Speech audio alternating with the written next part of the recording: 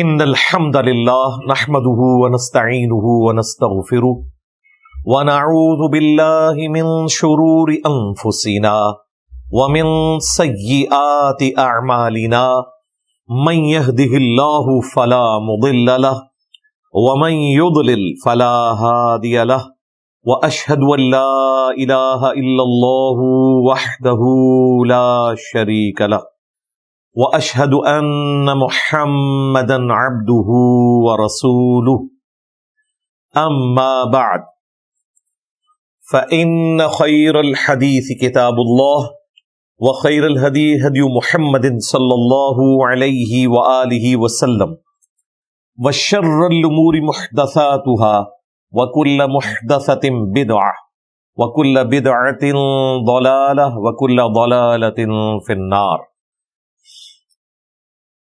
اعوذ باللہ السمیع العلیم من الشیطان الرجیم من ہمزہ ونفخہ ونفثہ بسم اللہ الرحمن الرحیم رب اشرح لی صدری ویسر لی امری واحلل عقدۃ من لسانی یفقہوا قولی بسم اللہ الرحمن الرحیم ان اللہ وملائکتہ یصلون علی النبی یا ایھا الذین آمنوا صلوا علیہ وسلموا تسلیما اللہم صل علی محمد وعلی آل محمد کما صلیت علی ابراہیم وعلی آل ابراہیم انک حمید مجید اللہم بارک علی محمد وعلی آل محمد کما بارکت علی ابراہیم وعلی آل ابراہیم انک حمید مجید اللہم ربنا آتنا فی الدنیا حسنہ وفی الآخرة حسنة وقینا عذاب النار ربنا آتنا من لدنک رحمہ وہیئ لنا من امرنا رشدا لا الہ الا انت سبحانک انی کنت من الظالمین حسبنا اللہ ونعم الوکیل یا حی یا قیوم برحمتک استغیث ولا حول ولا قوة الا باللہ العلی العظیم آمین. الحمدللہ آج 25 اگست 2024 کو ہماری یہ قرآن کلاس نمبر 190 190 نمبر کی اسٹوڈیو ریکارڈنگ ہونے جا رہی ہے. آج انشاءاللہ تعالی ہم سورہ بنی اسرائیل کی آیت نمبر 16 سے آنورڈ سٹارٹ لیں گے. اعوذ باللہ من الشیطان الرجیم بسم اللہ الرحمن الرحیم وَإِذَا أَرَدْنَا أَن نُهْلِكَ قَرْيَةً اور جب ہم کسی بستی کو ہلاک کرنے کا ارادہ فرماتے ہیں أَمَرْنَا مُتْرَفِيهَا فَفَسَقُوا فِيهَا تو وہاں کے جو آسودہ حال لوگ ہوتے ہیں، جو ویل سیٹلڈ لوگ ہوتے ہیں، انہی کے لیے ظاہر ہے زیادہ حق قبول کرنا مشکل ہوتا ہے، ان کی طرف ہم اپنے احکام بھیجتے ہیں. ظاہر ہے انبیاء کرام علیہم السلام جب بھی دعوت حق بلند کرتے ہیں تو پہلے وہ قوم کے سرداروں کو، جو بڑے لوگ ہیں، انٹلیکچوئل ہیں، وہاں کا انٹیلیجنشیا ہے، ان کو وہ ایڈریس کرتے ہیں، اور اس کے بعد پھر نیچے. یہ الگ بات ہے کہ ٹاپ کے لوگ بہت کم حق قبول کرتے ہیں، زیادہ تر غریب طبقہ ہی حق بات کو قبول کرتا ہے. تو اللہ تعالیٰ فرماتا ہے کہ ہم ان کی طرف احکام بھیجتے ہیں تو وہ اس میں فسق کرتے ہیں، گناہ کبیرہ کی روش اختیار کرتے ہیں. فحق علیہ القول پھر اللہ تعالیٰ کا جو قول ہے ان کے اوپر ثابت ہو جاتا ہے، یعنی گناہوں کے سبب، پیغمبروں کی نافرمانی کرنے کے سبب، جو اللہ تعالیٰ کا ڈیوائن رول ہے کہ جو پیغمبروں کی مخالفت کرے گا اس پر حکم عذاب آئے گا، وہ ان پر عذاب واجب ہو جاتا ہے. فَدَمَّرْنَاهَا تَدْمِيرًا تو پھر ہم ایسے لوگوں کو تباہ و برباد کر کے رکھ دیتے ہیں. اللہم لا تجعلنا منہم رضیت باللہ ربا وبالاسلام دینا وبمحمد نبیا آمین. وَكَمْ أَهْلَكْنَا مِنَ الْقُرُونِ مِنْ بَعْدِ نُوحٍ اور ہم نے کتنی ہی قومیں ہلاک کر دیں سیدنا نوح علیہ السلام کی قوم کے بعد وَكَفَى بِرَبِّكَ بِذُنُوبِ عِبَادِهِ خَبِيرًا بَصِيرًا، اور تمہارا رب کافی ہے لوگوں کے گناہوں کے اعتبار سے ان کا حساب و کتاب کرنے کے لیے وہ اپنے بندوں سے خبردار بھی ہے اور ان کو دیکھنے والا بھی ہے۔ یعنی یہ جو نامہ اعمال لکھنے کا سلسلہ ہے نا، یہ تو اللہ تعالیٰ نے ایک سنت ٹھہرا دی، ادروائز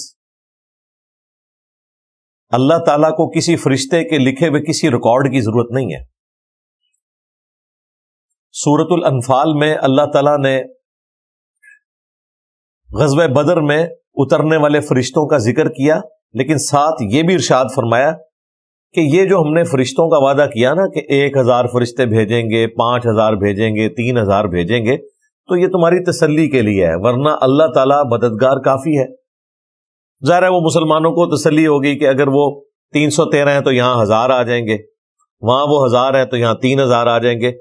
یعنی انسان جو ہے وہ کوانٹٹی کو دیکھ کے چل رہا ہوتا ہے، حالانکہ اللہ تعالیٰ کو تو کوئی ایک فرشتہ بھی بھیجنے کی ضرورت نہیں ہے، لیکن مسلمانوں کے دل کو تسلی دینے کے لیے یہ بات کی گئی۔ یہاں پہ بھی اللہ تعالیٰ فرما رہا ہے کہ اللہ تعالیٰ اپنے بندوں کے گناہوں کے اعتبار سے جو ریکارڈ رکھنا ہے ان کی نافرمانیوں کا، وہ اللہ تعالیٰ اپنے بندوں کو دیکھ رہا ہے، وہ ان سے خبردار ہے، ایک ایک چیز اللہ تعالیٰ کے علم میں ہے۔ اب بڑی اہم ترین آیات آ رہی ہیں اگلی۔ ظاہر ہے کہ پورے قرآن کی دعوت کا خلاصہ ہی یہ ہے کہ دنیا کی زندگی عارضی ہے اور اصل زندگی آخرت کی ہے، اور اس آخرت کی زندگی کی کمائی اس دنیا میں آپ نے کرنی ہے۔ اس اعتبار سے یہ آیات بڑی کریٹیکل ہے۔ من کان یرید العاجلہ، جو کوئی بھی جلدی کا طلبگار ہوتا ہے، یہاں جلدی سے مراد دنیا میں آسائش حاصل کرنے کا، یہ دنیا کے لیے عاجلہ کا لفظ استعمال ہوا کیونکہ دنیا نقد ہے، سامنے ہے، فوراً موجود ہے، آخرت تو بعد میں آنے والی ہے۔ جو کوئی دنیا کا طلبگار ہوگا، اس عاجلہ کا طلبگار ہوگا، عجلنا لہ فیہا ما نشاء، تو ہم اسے بھی جلدی دے دیں گے جو چاہیں گے، لمن نرید، اور جس کے لیے چاہیں گے۔ یعنی وہ بھی ضروری نہیں ہے کہ یہاں پہ کوئی کوشش کرے تو ضرور اسے وہی کچھ مل جائے۔ دنیا میں تقدیر بھی غالب آتی ہے۔ کتنے لوگ ہیں جو محنت کرتے ہیں، اینڈ ٹائم کے اوپر 99 پہ سانپ کاٹ جاتا ہے، بہت بڑا نقصان ہو جاتا ہے۔ کتنے لوگ ہیں اتنی اچھی تیاری ہوتی ہے پیپروں کی، پیپروں میں بیمار ہو جاتے ہیں، کسی کا ایکسیڈنٹ ہو جاتا ہے، کوئی ایگزامینیشن ہال تک نہیں پہنچ سکتا۔ یہ اللہ تعالیٰ کی طرف سے ایک تقدیر کا غلبہ ہوتا ہے۔ اسی کو سیدنا علی نے کہا تھا نا، میں نے اپنے ارادوں کے ٹوٹنے سے اپنے رب کو پہچانا، کہ میں اپنی طرف سے پوری ایفرٹ پٹ کرتا ہوں، پھر بھی رزلٹ وہ نہیں آتا جو میری مرضی ہوتی ہے۔ تو اس کا مطلب ہے کہ اللہ تعالیٰ وہ ہستی ہے جو فیصلہ فرمانے والی ہے کہ اس نے میرے لیے کیا مقدر کیا ہے۔ انسان بڑی کوشش کرتا ہے، بہت کم لوگ ہیں جو اپنی کوشش میں اس درجے میں کامیاب ہوتے ہیں۔ زیادہ تر لوگ تو اس طریقے سے ناکامی کی زندگی گزارتے ہیں جو خواہشات انسان نے اپنے دل کے اندر پالی ہوئی ہیں۔ چند ایک لوگ ہیں جنہیں وہ ملتا ہے، اور بعض ایسے بھی ہیں کہ جن کی ایفرٹ اس لیول کی نہیں ہوتی، انہیں بہت کچھ مل جاتا ہے، وہ اللہ تعالیٰ کی طرف سے ہوتا ہے۔ لیکن یہ دنیا میں ہے، اسی لیے اللہ تعالیٰ نے فرمایا کہ جتنا چاہتے ہیں، جس کو چاہتے ہیں، جو دنیا کا طلبگار ہے اسے دنیا میں دے دیتے ہیں۔ جتنا سے مراد یہ ہے کہ وہ زیادہ چاہ رہا ہے تو ہو سکتا ہے ہم کم ہی دیں اس کو، اور جس کو چاہتے ہیں، چاہنے والے تو بہت ہیں، جسے اللہ چاہے گا دے گا۔ اچھا، آخرت کا معاملہ بالکل اس سے الٹ ہے۔ آخرت آپ کے اپنے ہاتھوں میں ہے۔ اگر آپ دنیا اللہ کی مرضی کی گزاریں گے، آخرت آپ کی مرضی کی ہوگی، اور اگر آپ دنیا اپنی مرضی کی گزاریں گے، پھر آخرت اللہ کی مرضی کی ہوگی۔ اور اللہ کی مرضی کیا ہے؟ جو قرآن میں بیان ہو گئی کہ پیغمبروں کی اطاعت کرنے والوں کے لیے جنت ہے، نافرمانی کرنے والوں کے لیے جہنم کا عذاب ہے۔ آخرت میں کبھی بھی بیڈ لک نہیں ہوگی، دنیا میں ہو جاتا ہے کہ انسان ایفرٹ پٹ کرتا ہے، رزلٹ بالکل اپوزٹ آ جاتا ہے۔ آخرت میں بیڈ لک نہیں ہے، اسی لیے قرآن میں اللہ تعالیٰ نے بار بار یہ آیات نازل فرمائی، اللہ تعالیٰ وعدہ خلافی نہیں کرتا۔ کیوں؟ کسی شخص کو یہ گمان ہو سکتا تھا کہ دنیا میں بھی بڑی محنت کی تھی، اینڈ پہ تو میں فیل ہو گیا، دنیا میں میں نے کاروبار بڑی محنت سے چلایا، اینڈ پہ مجھے نقصان ہو گیا، کہیں ایسا نہ ہو کہ میں آخرت کے لیے کوشش کروں اور آخرت میں بھی بیڈ لک ہو جائے۔ پھر اللہ تعالیٰ کو یہ بات نازل فرمانی پڑی قرآن میں کہ اللہ تعالیٰ اپنے وعدے کی خلاف ورزی نہیں کرتا، جو لوگ دنیا میں ایفرٹ پٹ کریں گے آخرت میں ان کو ملے گا۔ لیکن دنیا میں ایسا کوئی وعدہ نہیں ہے کہ جتنی کوئی محنت کرے گا اسے اتنا ہی ملے گا۔ لیس للانسان الا ما سعی، یہ بھی آخرت کے پوائنٹ آف ویو سے آیا ہے سورۃ النجم میں، انسان کے لیے اتنا ہی ہے جتنی وہ کوشش کرتا ہے۔ دنیا میں ایسا نہیں ہے، کئی لوگ کوشش کم کرتے ہیں زیادہ مل جاتا ہے، کئی لوگ بہت زیادہ کوشش کرتے ہیں کم ملتا ہے۔ آخرت میں جتنی دنیا میں کسی نے ان پٹ دی ہے اسے اس اعتبار سے اتنا ہی زیادہ ملے گا۔ اسی لیے آخرت میں نیکیاں گنی نہیں جائیں گی، تولی جائیں گی۔ ہو سکتا ہے کہ ایک شخص کی ایک نیکی کسی دوسرے شخص کی 1000 نیکیوں پر بھاری ہوں، اس وجہ سے کہ اسے حالات و واقعات دنیا میں مشکل ملے تھے، اس کے لیے ایک نیکی کرنا بھی مشکل کام تھا بنسبت اس کے کہ جس نے 1000 نیکیاں کی۔ اور میں یہ اضافی نیکیوں کی بات کر رہا ہوں، فرائض سب نے پورے کرنے ہیں، خواہ حالات مشکل تھے یا آسان تھے، فرائض کے اوپر 0 ٹالرنس ہے اللہ کی۔ اس کے بعد میں درجات کی بات کر رہا ہوں۔ مثلا کوئی شخص مکہ شریف میں رہتا ہے اور اس کا بڑا سیٹلڈ کاروبار ہے، کئی ہوٹلوں کا مالک ہے، پورا سال عمرے والے لوگ ہوٹل استعمال کرتے ہیں، کروڑوں ریال وہ سال کے کماتا ہے۔ اب اگر وہ شخص مکے میں اپنے گھر سے ایئر کنڈیشن گاڑی میں بیٹھ کے خانہ کعبہ شریف میں جا کے نماز پڑھتا ہے اور کہتا ہے کہ میرے لیے تو اتنا ثواب ہے، 10,000 نمازوں کا ثواب ایک روایت میں آیا، کچھ کمزور روایتوں میں 1,00,000 نمازوں کا ثواب بھی آیا، تو یہ حالات و واقعات اللہ تعالیٰ نے اسے دیے ہوئے تھے، اس کا کوئی کمال نہیں ہے۔ عین ممکن ہے کہ یہی حالات و واقعات کسی اور شخص کو دیے جاتے، وہ اس سے بہتر پرفارم کرتا۔ اس کے برعکس وہ شخص جو کسی گرم ملک میں مزدوری کرتا ہے، روڈ کے کنارے کھدائی کرتا ہے، اور اس کا مالک اسے اتنی بھی اجازت نہیں دیتا کہ وہ اپنی مزدوری کے دوران مسجد میں جماعت سے نماز پڑھ سکے، نہ اس کے پاس کوئی ایسی سواری ہے کہ وہ جماعت سے نماز پڑھ سکے، جس طرح اسلام آباد میں نے درجنوں دفعہ یہ منظر دیکھا ہے، جو لوگ مزدور جون جولائی کی گرمیوں میں بھی کھدائی کر رہے ہوتے ہیں روڈ کے کنارے، یا کوئی اور کام کر رہے ہوتے ہیں، اذان کی آواز سنتے ہیں، مسجد وہاں سے کافی دور ہے، 2-3 کلومیٹر، ان کے پاس سواری نہیں ہے، وہ وہیں پہ اپنا پرنا بچھاتے ہیں، پاس ہی کسی چشمے سے کسی ٹوٹی سے وضو کیا اور فرض پڑھ لیے۔ اب انہوں نے تو جماعت سے بھی نماز نہیں پڑھی، عین ممکن ہے کہ اس شخص کی ایک نماز وہ حرم مکہ میں رہنے والے بندے کی پوری سال کی نمازوں پر بھاری ہو، اگر تولی جائے۔ نوٹ 10 روپے کا بھی ہے، نوٹ 5,000 کا بھی ہے، دونوں ایک ایک نوٹ ہیں، لیکن اس کا وزن کم ہے 10 کے نوٹ کا اپنی ورتھ کے اعتبار سے، اور 5,000 کے نوٹ کا وزن زیادہ ہے اپنی قیمت کے اعتبار سے۔ نوٹ دونوں ایک ایک ہی ہیں۔ اس سے بھی آگے بڑھ جائیں، 1 روپیہ ہو اور 1 ڈالر ہو، تو آج کی ڈیٹ میں تو 278 کا ڈالر ہے تو دونوں ایک ایک روپے ہیں نا، لیکن ان کی ورتھ میں فرق ہے۔ تو اللہ تعالیٰ فرما رہا ہے جو دنیا کے لیے کوشش کرے گا ہم اسے دنیا میں دیں گے، لیکن دیں گے اپنی مرضی کا، جتنا چاہیں گے اور جسے چاہیں گے۔ لیکن آگے فتویٰ بڑا سخت آیا ہے، ثم جعلنا له جہنم، پھر ایسے شخص کے لیے جہنم کی آگ مقدر ہوگی، یعنی یہ اس شخص کے لیے ہے جو صرف دنیا کے لیے ایفرٹ پٹ کرتا ہے۔ دنیا میں مل گیا، اپنی مرضی کا ملا یا اپنی مرضی سے کام ملا، کوشش صرف دنیا کے لیے تھی، آخرت میں اب جہنم کی آگ ہے۔ یصلاھا مذموما مدحورا، تو وہ اس میں ڈال دیا جائے گا مذمت زدہ کیا ہوا، دھکے کھاتا ہوا، والعیاذ باللہ تعالی، اللہم اجرنا من النار۔ اس کے اگینسٹ مسلمانوں کو یہ سکھایا گیا کہ آپ نے یہ دعا کرنی ہے جو سورۃ البقرہ کی آیت نمبر 201 میں آئی، ربنا آتنا فی الدنیا حسنہ وفی الآخرۃ حسنہ وقینا عذاب النار۔ اے رب ہمارے، ہمیں دنیا میں بھی بھلائیاں عطا فرما اور آخرت میں بھی بھلائیاں عطا فرما، اور ہمیں جہنم کے عذاب سے بچا لے۔ آخرت کی سب سے بڑی کامیابی یہی ہے کہ انسان دوزخ کی آگ سے بچایا جائے، یہ سب سے بڑی کامیابی ہے۔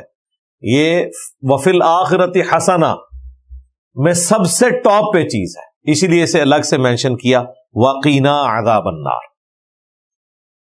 بخاری اور مسلم دونوں میں حدیث ہے، انس بن مالک کہتے ہیں کہ نبی علیہ السلام کی اکثر دعا یہی ہوا کرتی تھی، اللہم آتنا فی الدنیا حسنہ وفی الآخرۃ حسنہ وقینا عذاب النار۔ قرآن میں ربنا کے ساتھ ہے، بخاری مسلم میں اللہم کے ساتھ ہے۔ آپ ان دونوں صیغوں کو جمع بھی کر سکتے ہیں۔ ایون احادیث میں کئی دعائیں ہیں، جس طرح یہ فرض نماز کے بعد کی دعا ہے، ربی اعنی علی ذکرک و شکرک و حسن عبادتک، جامعہ ترمذی میں، سنن ابی داؤد میں، لیکن سنن نسائی میں ہے اللہم اعنی علی ذکرک و شکرک و حسن عبادتک۔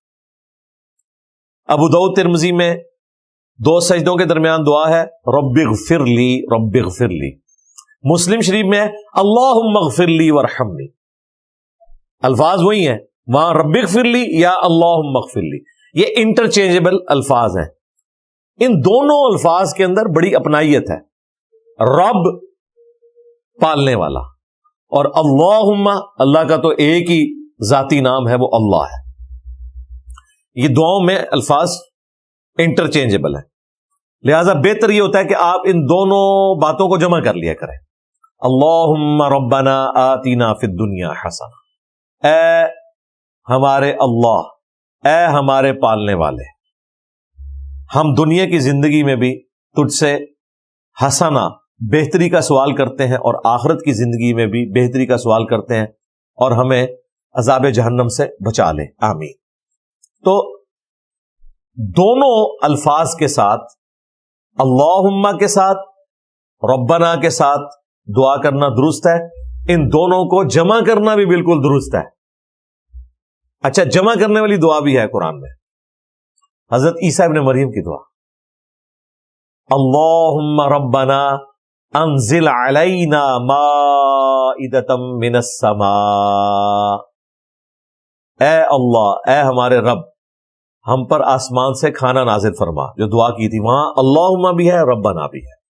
یہ میں نے ضمناً ساتھ ایشوز ایڈریس کر دیے تاکہ کسی کی کوئی کنفیوژن اس حوالے سے باقی نہ رہے۔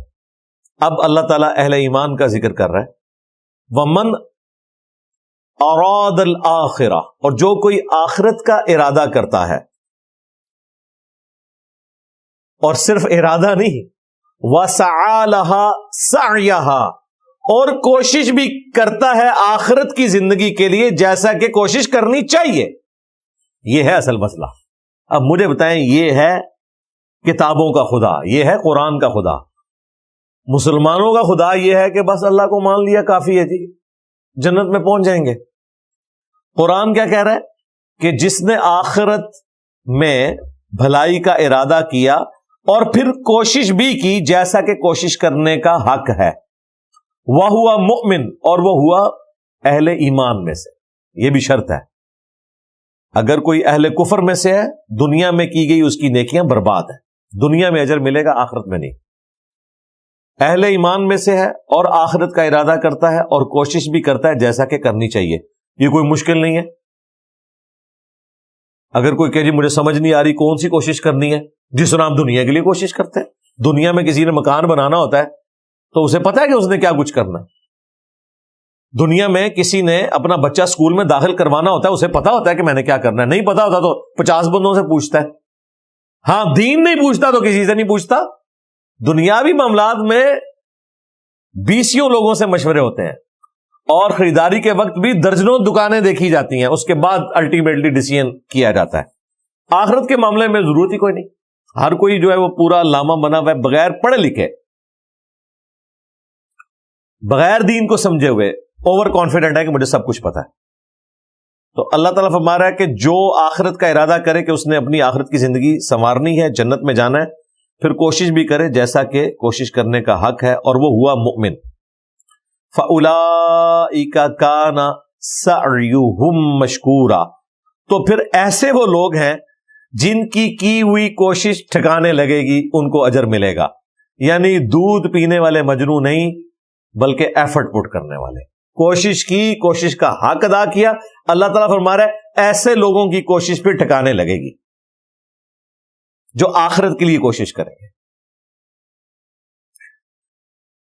باقی اللہ تعالیٰ نے ایک اپنا یونیورسل ٹروتھ ساتھ بتا دیا کہ جہاں تک دنیا کا معاملہ ہے, برتنے کے لیے دینا سبسسٹنس لیول کے اوپر, یا سمجھنے کے لیے عقل دینا, یہ ہم سب کو دیں گے.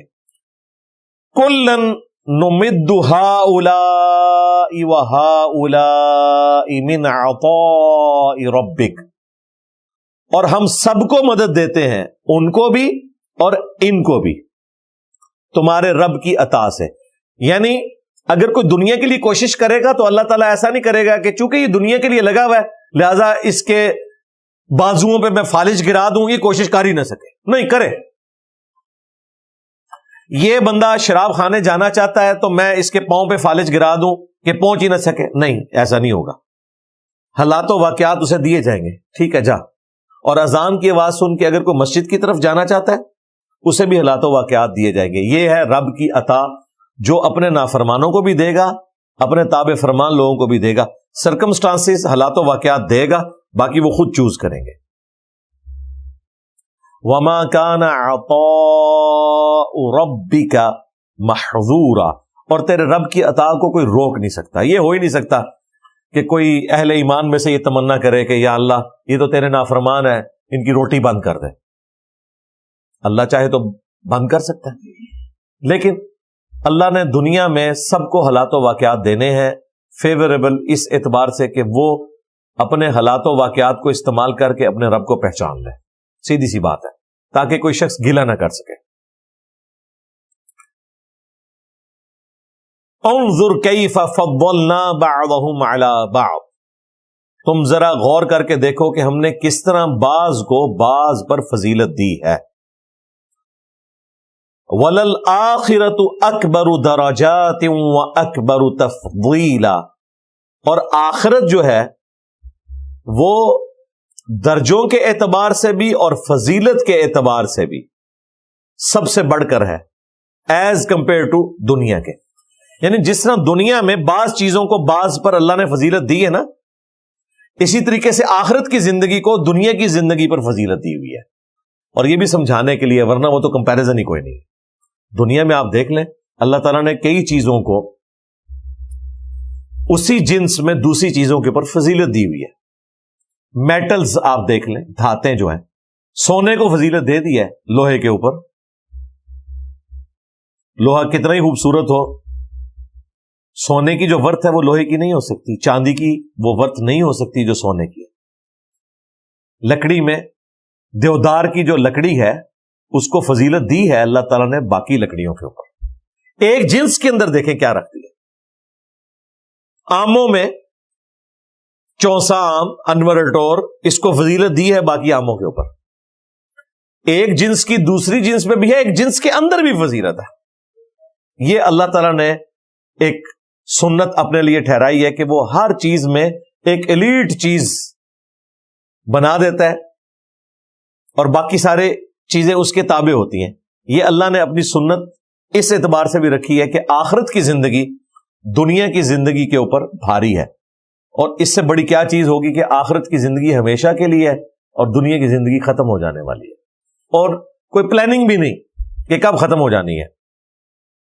بعض کو 20 سال ملی, بعض کو 30 سال, بعض کو 50, حد کسی کو 60-70, کوئی 100 تک پہنچتا ہے, اور وہ بھی جس طریقے سے پہنچ رہا ہوتا ہے خود اپنی جان سے بھی وہ تنگ ہوتا ہے اور دوسرے لوگوں کے لیے بھی ایک رذیل عمر میں پہنچنا آزمائش کا معاملہ ہو جاتا ہے. تو اللہ تعالیٰ ہمارا تم غور کرو تو تمہیں پتا چل جائے گا کہ دنیا میں ہم نے کئی چیزوں کو دوسری چیزوں کے اوپر فضیلت دی ہے، تو اسی طریقے سے آخرت بھی اپنے درجوں کے اعتبار سے اور اپنی فضیلت کے اعتبار سے سب سے بڑھ کر. لا تجعل مع اللہ الہا آخر، یہ ہے اب کانٹے کی بات جو سٹارٹ ہوئی ہے یہاں سے، اور آخری یہ ٹاپک کنکلوڈ بھی اسی کے اوپر ہوگا.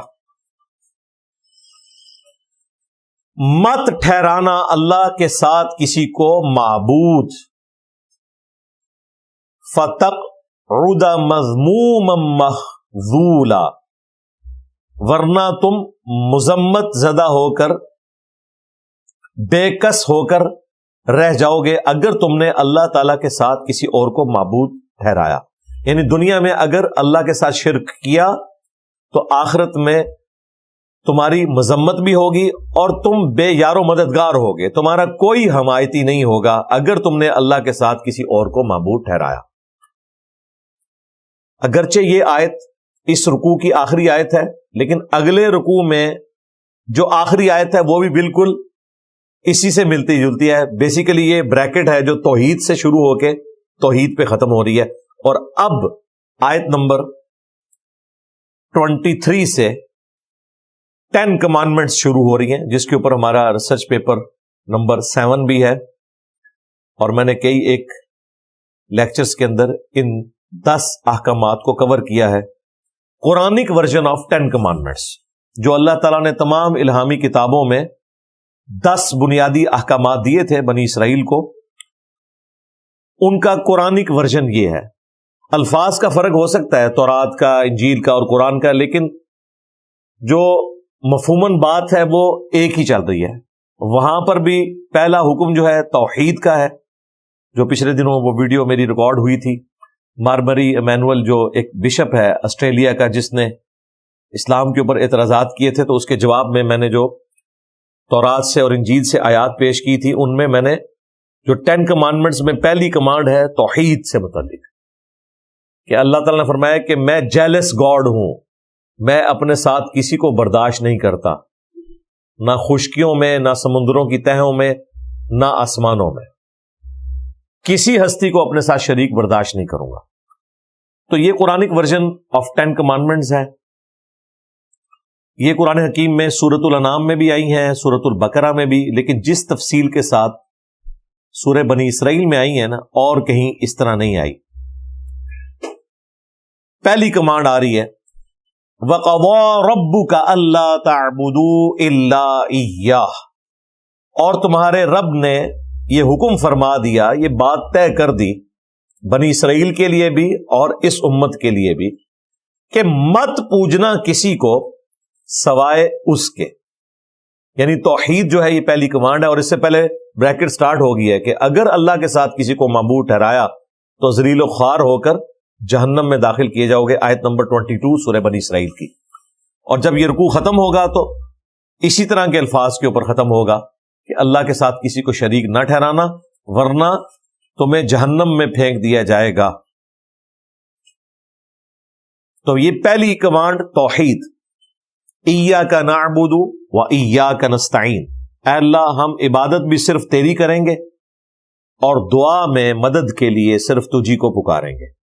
عام مدد آپ کسی سے بھی لے سکتے ہیں، مخلوق سے بھی لے سکتے ہیں، لیکن وہ مدد جو دعا والی ہے، آپ کا کسی ہستی کے بارے میں یہ عقیدہ ہے کہ میں اس کی طرف متوجہ ہوں، وہ میری مصیبت اور پریشانی کو ٹال دے گا، یہ والا جو معاملہ ہے یہ صرف اللہ کے ساتھ خاص ہے. وَإِيَّاكَ نَسْتَعِينُ. سورۃ الفاتحہ میں ایاک نستعین سے مراد ہے دعا میں صرف اللہ کو پکارنا. یہاں عمومی مدد مراد نہیں ہے، اس کا تو حکم ہے وَتَعَاوَنُوا عَلَى الْبِرِّ وَالتَّقْوَى وَلَا تَعَاوَنُوا عَلَى الْإِثْمِ وَالْعُدْوَانِ. نیکی اور پرہیزگاری کے کاموں میں ایک دوسرے کی مدد کرو، برائی میں ایک دوسرے کی مدد مت کرو. وہ تو آپ کو حکم ہے. یہ اکثر کہہ رہے ہوتے ہیں نا کہ جی اگر اللہ ہی سے مدد مانگنی ہے تو آپ امی سے روٹی کیوں مانگتے ہیں؟ وہ باپا جانی اگلے دن ویڈیو میں کہہ رہے تھے کہ اگر ڈسپرین کی گولی، پیناڈول کی گولی مشکل کشا ہے تو ولی کیوں نہیں ہو سکتا؟ اور بھائی ظاہری اسباب ہیں، اگر کوئی کچھ کر سکتا ہے تو ٹھیک ہے کروا لیں، لیکن ظاہری اسباب میں اگر ایک بندہ آپ کے سامنے موجود نہیں، وہ مر گیا، چاہے وہ آخرت کی زندگی میں زندہ ہے لیکن دنیا سے چلا گیا، اپنی قبر میں ہے، اس کو آپ مدد کے لیے نہیں پکار سکتے۔ سامنے ہے تو آپ ضرور پکاریں، بلکہ حکم ہے کہ آپ نے مدد کرنی ہے اگر آپ کو کوئی پکارے۔ نبی الاسلام نے صحابہ کرام کے ذریعے غزوہ بدر اور احد میں کافروں کے خلاف جنگوں کو لڑائے، تو وہ ظاہری اسباب آپ کے ساتھ اٹیچ تھے، لیکن یہ نہیں ہوا کہ غزوہ احد میں حضرت امیر حمزہ شہید ہو گئے اور نبی الاسلام نے خیبر کے موقع پر امیر حمزہ کو بلایا ہو کہ چونکہ تم بدر میں بھی میری طرف سے آرمی چیف تھے، احد میں بھی آرمی چیف تھے، لہذا خیبر میں بھی تم ہی آرمی چیف ہوگے، المدد یا حمزہ۔ نہیں، دنیا سے جا چکے تھے، آخرت کی زندگی میں تھے۔ سیدنا علی کو بلایا، نہ نبی علیہ السلام نے کبھی کسی فرشتے کو بلایا کہ بدر اور احد میں فرشتے نازل ہوئے تھے تو فرشتوں آ جاؤ میری مدد کو، نہیں، وہ اللہ کی مرضی ہے فرشتے بھیجے یا نہ بھیجے، ہم نے اللہ کو پکارنا ہے۔ یہ اکثر لوگ پوچھتے ہیں کہ جی قرآن میں یہ تو آیا کہ ہم صرف تجھی سے مدد مانگتے ہیں، یعنی دعا کے لیے، یہ کہاں پہ لکھا ہوا ہے کہ اللہ کے سوا کسی اور ہستی سے نہیں مانگ سکتے؟ جناب یہ بھی لکھا ہے سورۃ النمل کی آیت نمبر 62، امن یجیب المضطر اذا دعا ویکشف السوء ویجعلکم خلفاء الارض االہ مع اللہ، بھلا بتاؤ تو کون ہے جو مصیبت اور پریشانی میں گھرے ہوئے شخص کی فریاد کو سنتا ہے اور اس سے اس کی تکلیف کو دور کر دیتا ہے اور تمہیں زمین پر اگلوں کا خلیفہ کرتا ہے؟ یعنی تمہارے ماں باپ مر جائیں گے تو تم ان کی جگہ آ جاؤ گے، تمہارے مرنے کے بعد تمہاری اولاد۔ االہ مع اللہ، کیا اللہ کے ساتھ کوئی اور معبود بھی ہے جس کی یہ کوالٹی ہو کہ مصیبت اور پریشانی میں گھرے ہوئے شخص کی دعا کو سنے؟ لہذا اس آیت میں اللہ تعالیٰ نے واضح فرما دیا کہ اگر تمہارا یہ عقیدہ ہے کہ مصیبت اور پریشانی میں کوئی تمہارا حاجت روا ہے دعا قبول کرنے کے اعتبار سے، ظاہری اسباب کی نہیں بات ہو رہی، دعا قبول کرنے کے اعتبار سے، تو گویا تم نے اسے معبود مان لیا۔ ہاں، اسباب کے اعتبار سے اللہ نے خود اسباب کو ہماری مصیبت اور پریشانی کو ٹالنے کا ذریعہ بنایا۔ پیاس لگے گی تو ہم پانی پیئیں گے، ہم دعا نہیں کریں گے کہ یا اللہ میری پیاس ختم کر دے، کیونکہ اللہ نے پہلے ہی حکم دیا ہوا ہے کہ یہ ہے وہ سبب، اسے اختیار کرو۔ بھوک لگے گی تو روٹی کھائیں گے، وہ پیغمبروں نے بھی کھانی ہے۔ سورۃ المائدہ میں آیا کہ عیسیٰ اور ان کی ماں دونوں کھانا کھایا کرتے تھے۔ ایسوں کو پوچھ رہے ہو کہ جو نہ تمہارے نقصان کے مالک ہیں نہ نفع کے، یعنی وہ خود کھانا کھانے کے محتاج ہیں، عیسیٰ اور ان کی والدہ، وہ تمہارے مشکل کشا کیسے ہو سکتے ہیں؟ وہ تو اپنے نفع نقصان کے مالک بھی نہیں ہے۔ اللہ تعالیٰ ہی سننے والا اور علم والا ہے، یہ اللہ کی کوالٹی ہے۔ اگر اسباب کو کسی نے اس اعتبار سے پکارنا ہے تو بھائی اس پلانٹ ارتھ پہ سب سے بڑا اگر کوئی مشکل کشا ہے تو وہ سورج ہے۔ کوئی پیغمبر، کوئی فرشتہ، کوئی اور مخلوق اس لیول کی مشکل کشا نہیں ہے اللہ کے پیدا کردہ اسباب میں سے، کیونکہ پیغمبر تو خود سورج کے اوپر ڈیپینڈنٹ ہے۔ عیسیٰ اور ان کی ماں کھانا کھایا کرتے تھے، وہ کھانا کون بناتا ہے؟ سورج۔ سورج کی وجہ سے کھیتیاں پکتی ہیں، ان کھیتیوں کو جانور کھاتے ہیں، انہی کھیتیوں کو ہم بھی کھاتے ہیں، اور جب ہمیں جانوروں کا گوشت چاہیے ہوتا ہے تو ہم ان جانوروں کو کھا رہے ہوتے ہیں جن کی خوراک انہی کھیتیوں سے آئی ہوتی ہے۔ اور وہ کھیتی پکتی کس طرح ہے، اگتی کس طرح ہے؟ سورج کی وجہ سے، اس کی روشنی کی وجہ سے۔ اور صرف روشنی نہیں، جس پانی سے وہ کھیتی پروان چڑھ رہی ہے وہ پانی بھی سورج کی وجہ سے برستا ہے، ورنہ سمندر کا پانی آپ کی کھیتی تک پہنچ ہی نہیں سکتا اگر سورج نہ ہو۔ سورج کی تپش کی وجہ سے وہ پانی ویپریٹ ہوتا ہے، اور پھر سورج کی وجہ سے زمین پر ہوائیں چلتی ہیں، وہ بادلوں کی شکل میں اس پانی کو لا کر برساتی ہیں، گلیشیئرز کی فارم میں پہاڑوں کے اوپر سٹور کرتی ہیں، پھر اسی سورج کی تپش سے وہ گلیشیئر پگھلتے ہیں، دریا چلتے ہیں اور زمین کے نیچے بھی دریا چلتے ہیں جو ہم پانی زمین سے نکالتے ہیں. یہ دریا جو زمین کے نیچے چل رہے ہیں یہ بھی اسی پانی سے جڑے ہوئے ہیں پیچھے سے. آپ کو صرف اوپر کے دریا نظر آ رہے ہیں, نیچے بھی دریا ہے. تو دنیا میں موسموں کا بدلنا, ہواؤں کا چلنا, بارش کا ہونا, کھیتی کا پکنا, فروٹ کا پکنا, اس کا اگنا اور جانوروں کی خوراک جو زمین سے آ رہی ہے, یہ ساری کی ساری چیزیں ایک سورج کے اوپر ڈیپینڈنٹ ہیں. لیکن اللہ کے فضل سے آج تک کسی کلمہ گو مشرک کو بھی یہ وہم نہیں آیا کہ سورج جو ہے یہ میرا مشکل کشا ہے, المدد یا سورج. ہم کہتے ہیں یار اس کی کیا اوقات ہے, یہ تو اللہ نے اسے کام میں لگا دیا. بھائی جسے اللہ نے کام میں لگایا ہوا ہے اس کی تو اوقات ہم سمجھ ہی نہیں رہے, اور جسے اللہ نے کسی کام نہیں لگایا ہوا اس کو ہم کہہ رہے ہیں غوث پاک میری مدد فرمائے. غوث پاک کو تو پتہ ہی نہیں ہے. غوث پاک تو خود سورج کے اوپر ڈیپینڈنٹ تھے. تو سائنس نے جس طریقے سے اللہ کا تعارف کروایا ہے اس کے بعد شرک کی کوئی گنجائش ہی نہیں نکلتی. حقیقت بات ہے. جسے تھوڑا سا بھی علم ہے نا کہ یہ کائنات کا نظام کیسے چل رہا ہے, وہ کسی انسان کو معبود ماننے کا سوچ بھی نہیں سکتا, ناٹ ایٹ آل,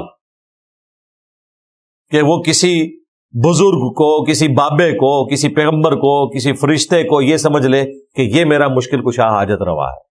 دعا کروا سکتے ہیں, وہ برحق ہے, کسی کے پاس جائیں دعا کروائیں. پیغمبر ہوا, اب تو ختم نبوت ہو چکی, اگر نبی علیہ السلام دنیا میں موجود ہوتے ہم اپنی پریشانیاں انہی کو بتاتے, وہ دعا کرتے, اللہ چاہتا تو ان کے ہاتھوں پر معجزات بھی ظاہر ہوتے جس طرح ہوئے. لیکن جب پیغمبر دنیا میں نہیں رہے اب آپ انہیں پکاریں گے نہیں مدد کے لیے. وہ سیدنا عمر نے عقیدہ بتا دیا, صحیح بخاری کی ایک حدیث 1010, اللہم انا کننا نتوسل الیک بنبینا, اے اللہ پہلے پہل ہم تیرے نبی کے ذریعے توسل اختیار کرتے تھے, ان کی دعا کی برکت سے تو بارش نازل فرماتا تھا, اب ہم تیرے نبی کے چچا کو لے کے آئے, ان کی دعا کی برکت سے بارش نازل فرما. یعنی جو سامنے موجود ہے اس سے دعا کروا. یہ والا توسل اور وسیلہ حقیقی توسل اور وسیلہ ہے. باقی لوگوں نے اپنی طرف سے چیزیں بنا لی ہوئی ہیں, توسل کے نام کے اوپر استمداد کر رہے ہوتے ہیں. پھر بخاری اور مسلم کی وہ حدیث کے 70 صحابہ کو جب دھوکے سے شہید کیا گیا تو انہوں نے شہید ہوتے وقت دعا کی. عاصم بن ثابت انصاری جو ان کے لیڈر تھے, انہوں نے دعا کی, اے اللہ ہمارے نبی کو ہمارے حال کی خبر کر دینا, ہم ان کے دین کے اوپر قائم ہیں اور ہم اپنے رب سے مل رہے ہیں اس حال میں کہ ہم اپنے رب سے راضی ہیں اور ہمارا رب ہم سے راضی ہے. بخاری مسلم کے الفاظ ہیں کہ جب انہوں نے یہ دعا کی تو صحیح بخاری میں آتا ہے کہ حضرت جبرائیل علیہ السلام کو اللہ تعالیٰ نے رسول اللہ کے پاس بھیجا صلی اللہ علیہ وآلہ وسلم اور کہا کہ آپ کے 70 قاریوں کو دھوکے سے شہید کر دیا گیا, اور انہوں نے شہید ہوتے وقت یہ دعا کی ہے. نبی علیہ السلام دنیا میں موجود ہیں, صحابہ کرام نے نبی علیہ السلام کو نہیں پکارا, اللہ کو پکارا ہے کہ ہماری خبر ہمارے نبی تک پہنچا دیں. اس ایک حدیث نے 3 عقیدے کلیئر کر دیے. نمبر 1, صحابہ کرام کا یہ عقیدہ تھا کہ عالم الغیب اللہ ہے, ہم اللہ کو بتائیں گے تو وہ ہمارے نبی کو غیبی خبر دے گا. علم غیب کا عقیدہ کلیئر. دوسرا عقیدہ حاضر و ناظر, جو یہ کہتے ہیں کہ نبی علیہ السلام مدینہ شریف میں قبر اطہر میں موجود ہیں اور پوری دنیا کو دیکھ رہے ہیں. بھئی نبی علیہ السلام قبر مبارک سے باہر جب مسجد نبوی میں بیٹھے ہوئے تھے تب بھی صرف اتنا ہی دیکھتے تھے جو اللہ دکھاتا تھا. صحیح بخاری میں آتا ہے غزوہ موتا کے موقع پر نبی علیہ السلام کو اللہ نے لائیو منظر دکھایا. آپ نے کہا کہ میرے زید کو شہید کر دیا گیا, میرے جعفر کو شہید کر دیا گیا, میرے عبداللہ کو شہید کر دیا گیا, اور اب مسلمانوں نے کنسنسس کے ساتھ اللہ کی تلواروں میں سے ایک تلوار خالد ابن ولید کو چنا ہے. میں اللہ سے امید کرتا ہوں کہ اللہ تعالیٰ مسلمانوں کو فتح دے گا. اب یہاں پہ منظر دکھایا جا رہا تھا, لیکن عاصم بن ثابت انصاری والا منظر دکھایا نہیں جا رہا تھا, وہ فرشتے کے ذریعے بتایا گیا. لیکن پیچھے اللہ ہی ہے, کسی کے اختیار میں چیز نہیں. تو حاضر و ناظر کا عقیدہ. اور تیسرا, جو یہ بزرگوں کو مدد کے لیے پکارتے ہیں, صحابہ کرام نے نہیں کہا یا رسول اللہ انظر حالنا, ان کا اے اللہ ہمارے حال کی خبر ہمارے نبی کو کر دے. یہ نہیں کہا کہ یا رسول اللہ ہمارے حال کی خبر لے. تو غیر اللہ سے مدد مانگنا استعانت والا عقیدہ یہ بھی اس حدیث نے کلیئر کر دیا. یہ حدیث بخاری میں بھی ہے، مسلم میں بھی ہے. اس لیے میں نے اپنے ریسرچ پیپر دعا صرف اللہ ہی سے، جس پہ ویڈیو بھی ریکارڈ ہے، اسی حدیث کو ایمفسائز کیا ہے کہ یہ ایک حدیث 3 عقیدے کلیئر کرتی ہے. اس کے باوجود اگر کسی کو بات سمجھ نہیں آ رہی یا وہ سمجھنا نہیں چاہتا تو ٹھیک ہے، جو مرضی کرے. پھر یہ دھوکہ دینا کہ اللہ تبارک و تعالی تک پہنچنے کے لیے آپ کو بیچ میں ہستیوں کی ضرورت ہے، ڈائریکٹ آپ اللہ سے دعا نہیں کر سکتے. اس اعتبار سے تو پیغمبروں کی ضرورت ہے کہ ہم نے پیغمبروں کے ذریعے دین سیکھنا ہے. لیکن پیغمبروں نے ہمیں دعا کا سلیقہ یہ بتایا ہے کہ دعا آپ نے ڈائریکٹ اللہ سے مانگنی ہے. نبی علیہ السلام سے بڑی کون سی ہستی ہے؟ قرآن میں آیا وَإِذَا سَأَلَكَ عِبَادِي عَنِّي فَإِنِّي قَرِيب. اے نبی، جب آپ سے میرے بندے میرے متعلق پوچھتے ہیں نا، ہمارا رب کدھر ہے، ہم اس سے کیسے باتیں کریں، ہم اس سے کیسے مانگیں، تو فرمائے فَإِنِّي قَرِيب، میں تمہارے بالکل قریب ہوں. اجیب الدعوۃ الداعی اذا دعان، ہر پکارنے والے کی پکار کو سنتا ہوں جب وہ مجھے پکارتا ہے. اب ہونا چاہیے تھا اے نبی جب میرے بندے آپ سے پوچھیں میرے متعلق تو آپ فرمائیں کہ مجھے وسیلہ ڈالو تو اللہ سنے گا. اللہ ڈائریکٹ کسی کی نہیں سنتا. جس طرح آپ کو پرائم منسٹر تک پہنچنے کے لیے محلے کے کونسلر کی، ایم این اے کی، اور اس کے بعد وزیر کی، اور پھر وزیر اعلیٰ کی ضرورت پڑتی ہے، اس طرح اللہ تک پہنچنے کے لیے پہلے بابوں کو ڈالو، پھر تابعین کو ڈالو، پھر صحابہ کو، اینڈ پہ مجھے ڈال کے پھر اللہ تک پہنچو. نہیں، ہر پکارنے والے کی پکار کو سنتا ہوں، لیکن لوگوں کو بھی چاہیے کہ میرا حکم مانے اور مجھ پر ایمان لائے جیسا کہ ایمان لانے کا حق ہے، تاکہ وہ کامیاب ہو سکے. اسے ہمارے استاد ڈاکٹر اسرار صاحب نے کہا تھا یہ انسانیت کا میگنا کارٹا ہے. میگنا کارٹا 16ویں اور 17ویں صدی عیسوی میں جب پوری دنیا کو رول کر رہی تھی گریٹ برٹن، تو وہاں پہ انہوں نے آئین میں یہ چیز داخل کی تھی کہ ہر شہری کا حق ہے جو ہماری سلطنت میں رہتا ہے کہ وہ اپنے حکمران سے ڈائریکٹ اپنا مسئلہ ڈسکس کر سکتا ہے. اس قانون کا نام انہوں نے رکھا تھا میگنا کارٹا. اور دیکھیں آپ کو یورپ اور امریکہ میں برکات نظر آ رہی ہیں، قانون کی حکمرانی نظر آ رہی ہے. وہ تو اس سے بھی آگے جا چکے ہیں. پرائم منسٹر سے تو کہنے کی ضرورت نہیں ہے، عدلیہ آپ کے مسئلے کو حل کرے گی. اس لیے تو آپ پرائم منسٹر ہیں تو ایک ڈاکٹر چھوٹے سے ہاسپٹل کا وہ آپ کو ڈانٹے گا کہ تم میری اجازت کے بغیر کس طرح اندر آ گئے، کیونکہ اسے پتا ہے کہ پرائم منسٹر مجھے نہیں فارغ کر سکتا. جوڈیشری اتنی مضبوط ہے، میں اپنی ڈیوٹی صحیح دے رہا ہوں. ڈیوڈ کیمرون کو نکال دیا تھا نا ڈاکٹر نے، اور وہ بھی سوری بول رہا ہے، کس طرح ڈرا ہوا ہے. یہاں ہمارے پرائم منسٹر کسی ہاسپٹل میں چلے جائے تو اسے خوش کرنے کے لیے پہلے جعلی مریض لٹائے جاتے ہیں، اور اگر زیادہ کہیں مریض موجود ہوں تو غائب کر دیے جاتے ہیں کہ یہاں سے راستہ ذرا کلیئر کرنا ہے. یہ فرق ہے. تو انسانیت کا میگنا کارٹا ہے وَإِذَا سَأَلَكَ عِبَادِي عَنِّي فَإِنِّي قَرِيب أُجِيبُ الدَّعْوَةَ الدَّاعِ إِذَا دَعَانِ فَلْيَسْتَجِيبُوا لِي وَلْيُؤْمِنُوا بِي لَعَلَّهُمْ يَرْشُدُونَ. پھر سورہ المؤمن میں جو آیت مبارکہ ہے وَقَالَ رَبُّكُمْ، اور تمہارے رب نے یہ حکم فرما دیا ہے ادعونی استجب لکم، اے میرے بندو مجھ سے مانگو میں تمہاری دعاؤں کو قبول کروں گا. ان الذین یستکبرون عن عبادتی، بے شک جو لوگ ہماری عبادت سے تکبر اختیار کریں گے، ہم سے دعا نہیں مانگیں گے، میں انہیں ذلیل و خوار کر کے جہنم میں داخل کروں گا. یہ سورہ المؤمن سورہ غافر کی آیت نمبر 60 ہے. المؤمن الغافر ایک ہی سورت کے 2 نام ہیں. یہ آیت مبارکہ نبی علیہ السلام نے تلاوت کی، سنن ابی داؤد میں حدیث ہے اور جامع ترمذی میں. آپ نے فرمایا الدعاء هو العبادہ، دعا ہی تو عبادت ہے. یعنی دعا کرنا کوئی سمپل چیز نہیں. جب آپ یا شیخ عبد القادر جیلانی مدد کہہ رہے ہوتے ہیں نا تو آپ عبد القادر جیلانی کو معبود مانے ہوئے ہوتے ہیں.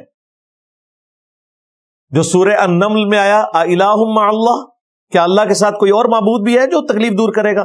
اور نبی علیہ السلام کیا کہہ رہے ہیں؟ الدعاء هو العبادہ، دعا ہی تو عبادت ہے. لہذا یہ یا شیخ عبد القادر جیلانی کا مطلب ہے آپ نے عبد القادر جیلانی کو معبود مان لیا، خواہ آپ اس کو بندہ ہی کہتے ہو. اللہ اسے کہہ رہا ہے کہ تم نے معبود مان لیا، اللہ کے ساتھ صفت میں شریک کر دیا. پھر نبی علیہ السلام نے یہ آیت پڑھی، ادعونی استجب لکم، اے میرے بندو مجھ سے مانگو میں تمہاری دعاؤں کو قبول کروں گا. جو دعا کرنے سے تکبر کریں گے میں انہیں ذلیل و خوار کر کے جہنم میں داخل کروں گا. ہمارا رب وہ شہنشاہ ہے کہ جس سے نہ مانگا جائے تو وہ ناراض ہوتا ہے. دنیا کے شہنشاہوں سے مانگا جائے، زیادہ مانگا جائے تو وہ ناراض ہوتے ہیں، اور اللہ وہ شہنشاہ ہے کہ جس سے نہ مانگا جائے تو وہ ناراض ہوتا ہے. اس نے دعا کو صرف مشروع نہیں فرمایا، فرض کر دیا، اور ایسا فرض کیا ہے کہ اگر نہیں مانگو گے تو ناراض ہوگا.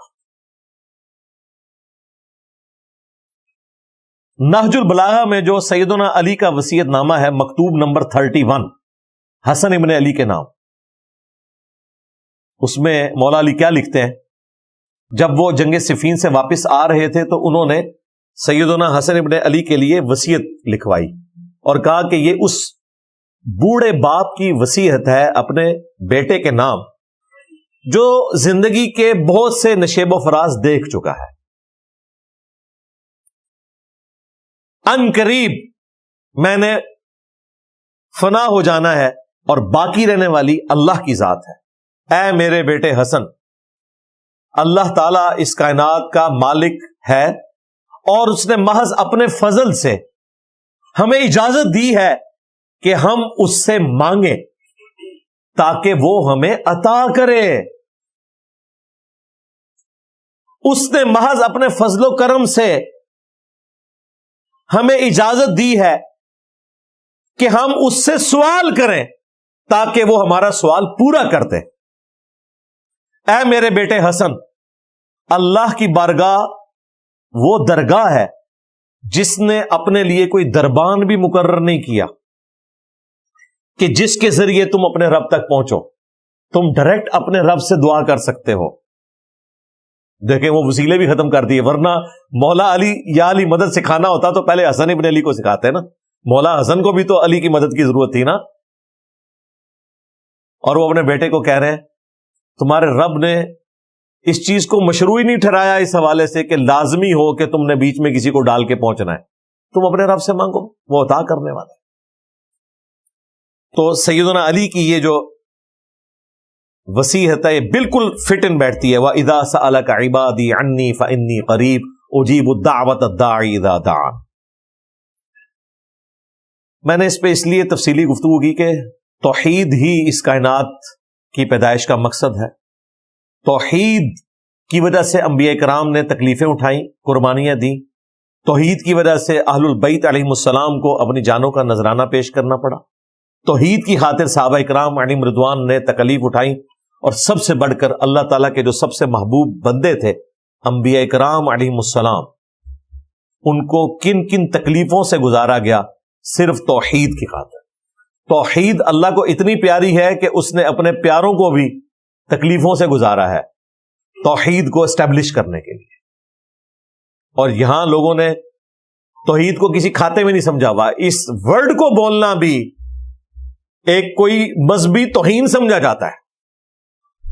یعنی یہ دیکھیں توحید کا ورڈ ہی اتنا ان کے لیے ہاربل ہو جاتا ہے کہ انہیں سمجھ آ جاتی ہے کہ بس اب بابوں کی شامت آ جائے گی جو کہ توحید کا لفظ سامنے آ گیا. اور ظاہر ہے یہ حقیقت ہے، یہ لازم و ملزوم ہے. ایک اللہ کا جب ذکر ہوگا تو اللہ کے مقابل جو ہستیاں کھڑی کی ہوئی ہیں، خواہ وہ انبیاء ہی کیوں نہ ہو، ان کا ذکر بھی پھر اسی طریقے سے ہوگا کہ توحید اسٹیبلش ہو. جو اللہ تبارک و تعالی نے قرآن حکیم میں عیسیٰ ابن مریم کو سینٹرڈ کر کے اتنی سخت گفتگو فرمائی. لقد کفر الذین قالوا ان اللہ هو المسیح ابن مریم، بے شک وہ لوگ کھلا کفر کر رہے ہیں جو کہہ رہے ہیں کہ اللہ ہی عیسیٰ ابن مریم. فمن یملک من اللہ شیئا، تو بتاؤ اللہ تعالی کا کوئی کیا بگاڑ لے گا. ان اراد ان یہلک المسیح ابن مریم، اگر اللہ تعالیٰ ارادہ کرے کہ عیسیٰ ابن مریم کو ہلاک کر دے، ان کی ماں کو ہلاک کر دے، اور جتنے زمین میں، اللہ کا کوئی کیا بگاڑ لے گا؟ توحید اسٹیبلش کرنی تھی، اللہ تعالیٰ نے سینٹرڈ کر لیا عیسیٰ ابن مریم کو، اولو العزم پیغمبر کو، کہ عیسیٰ اور ان کی ماں اور جتنے زمین میں سارے بزرگ ہو گئے، اگر اللہ ان کو ہلاک کر دے، اللہ کا کوئی کیا بگاڑ لے گا؟ غصہ تھا شرک کرنے والوں پر، لیکن سینٹرڈ کیا سیدنا عیسیٰ کو، کیونکہ انہیں معبود تصور کیا ہوا تھا۔ تو اللہ نے فرمایا کہ یہ معبود ہوں تو موت کیسے آئے گی؟ ہم چاہیں تو انہیں موت دے دیں۔ اب اگر کسی کا کوئی یہ وہم تھا نا کہ ہم تو معبود نہیں مانتے، ہم اللہ کا بندہ سمجھ کے مشکل کشا سمجھتے ہیں، تو وہ بھی اللہ نے نکال دیا۔ سورۃ المائدہ ہی میں آگے چل کے 75 نمبر آیت میں، مل مسیح ابن مریم الا رسول قد خلت من قبلہ الرسل، عیسیٰ ابن مریم تو نہیں تھے مگر ایک رسول ہی نا، ان سے پہلے بھی کئی رسول گزر چکے، وَأُمُّهُ صِدِّيقَةٌ، اور ان کی ماں ایک سچی عورت تھی، كَانَا يَأْكُلَانِ الطَّعَامَ، دونوں روٹی کھانے کے محتاج تھے۔ دیکھو ہم اپنی آیات کتنی کھول کھول کر بیان کرتے ہیں، پھر ان کو دیکھو کہاں الٹے پھرے جاتے ہیں۔ کیا اللہ کے سوا، افتعبدون من دون اللہ، من دون اللہ بھی کہہ دیا عیسیٰ اور ان کی والدہ کو، حالانکہ وہ حزب اللہ تھے۔ من دون اللہ اس لیے کہا کہ اللہ کے مقابلے پر کرسچن نے ٹھہرا لیا تھا۔ کیا تم اللہ کے سوا ان ہستیوں کی عبادت کر رہے ہو جو نہ تمہارے نقصان کے مالک ہیں نہ نفع کے؟ یہاں بھی شیطان داخل ہو سکتا تھا کہ چونکہ کرسچن حضرت عیسیٰ علیہ السلام کی عبادت کرتے تھے، اس لیے اللہ تعالیٰ نے کہا کہ عیسیٰ ابن مریم کی عبادت نہ کرو، وہ روٹی کھانے کے محتاج تھے، ہم تو بزرگوں کی عبادت نہیں کرتے، ہم تو انہیں اللہ کا بندہ مانتے ہیں۔ لیکن اللہ نے ساتھ ذکر کر دیا کہ نہ وہ تمہارے نقصان کے مالک ہیں نہ نفع کے۔ اگر عیسیٰ اور ان کی والدہ کسی کے نقصان اور نفع کے مالک نہیں تو بابت شاہی کوئی نہیں، عیسیٰ کے جیسا ہے ہی کوئی نہیں، تیرے بابے تھے شاہی کوئی نہیں،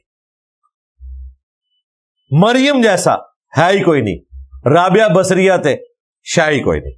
اگر یہ لوگ مشکل کشا نہیں ہیں، کسی کے نفع نقصان کے مالک نہیں ہیں، تو باقی ہستیاں کس خاطر ہیں؟ تو توحید کے اعتبار سے جہاں جہاں کوئی نقب ڈالنے کی کوشش کرے، یہ چند ایک آیات آپ یاد رکھ لیں، انشاءاللہ تعالی کوئی بھی شرک کے حوالے سے کسی کو دھوکے میں نہیں ڈال سکتا۔ بالکل توحید واضح بیان ہو جائے گی اور شرک کا کلغمہ ہو جائے گا۔ اس لیے میں نے تفصیلی ویڈیو بھی ریکارڈ کروائی ہے، شیطانی توحید، شیطانی بابوں کا فتنہ۔ شیطانی توحید یہ ہے کہ اللہ کے ساتھ اور ہستیوں کو بھی شامل کیا جائے اور چکر یہ چلایا جائے کہ اللہ کے بندے ہی ہیں نا، اللہ کی اطاعت سے ہی کر رہے ہیں نا، اللہ کی مرضی سے کر رہے ہیں، پیچھے اللہ ہی ہے۔ یہ شیطانی توحید ہے۔ اور رحمانی توحید یہ ہے جو قرآن میں بیان ہوئی کہ اگر اللہ ارادہ کرے عیسیٰ کو، ان کی ماں کو، سب لوگوں کو ہلاک کر دے، اللہ کا کوئی کیا بگاڑ لے گا؟ یہ ہے رحمانی توحید۔ رحمانی توحید یہ ہے کہ عیسیٰ ان کی ماں روٹی کھانے کے محتاج تھے۔ رحمانی توحید یہ ہے کہ عیسیٰ ابن مریم اور ان کی ماں من دون اللہ تھے، ایز فار ایز توحید از کنسرنڈ، ورنہ وہ حزب اللہ ہیں۔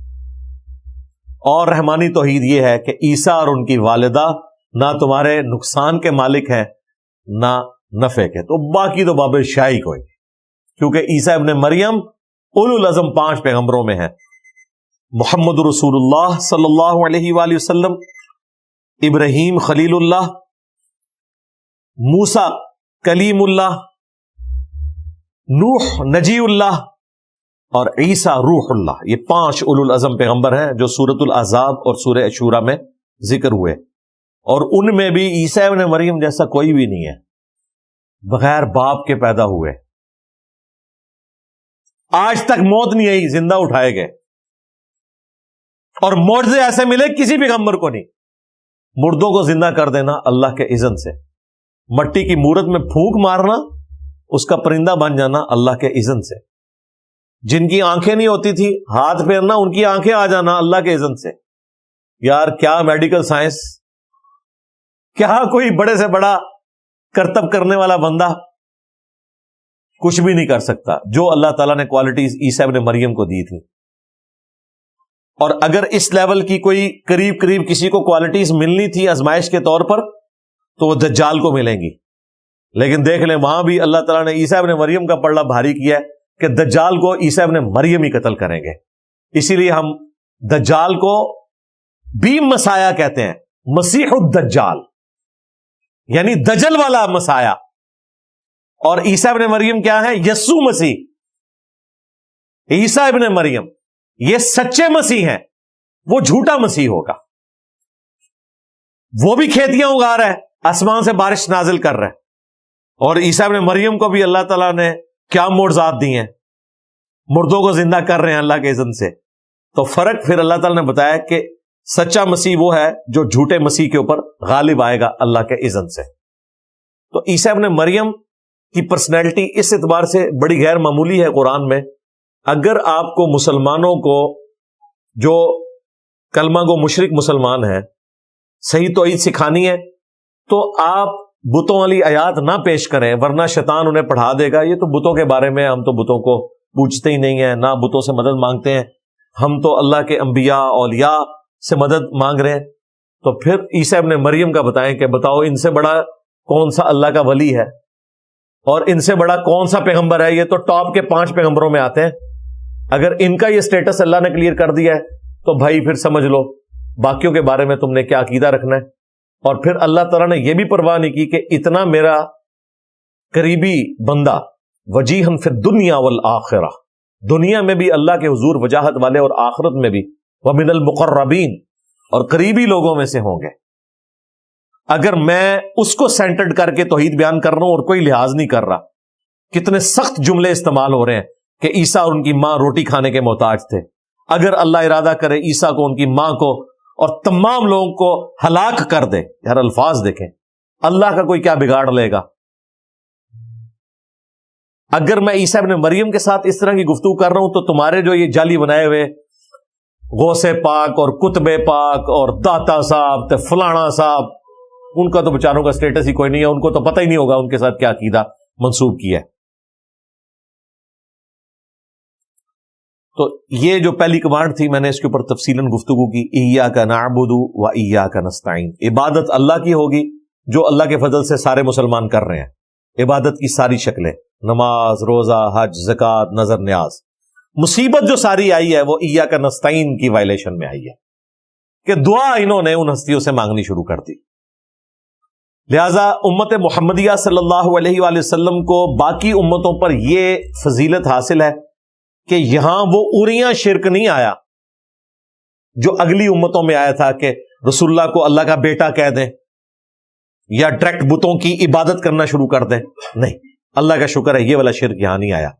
شرک فی ذات کے حوالے سے آج بھی امت محمدیہ شرک سے محفوظ ہے، لیکن شرک فی صفات کے حوالے سے کلمہ گو مسلمان بھی شرک کر رہے ہیں. اسی لیے قرآن میں جگہ جگہ جس چیز کے اوپر زیادہ ایمفسائز ہوا وہ یہ ہے کہ دعا صرف اللہ ہی سے کرنی ہے.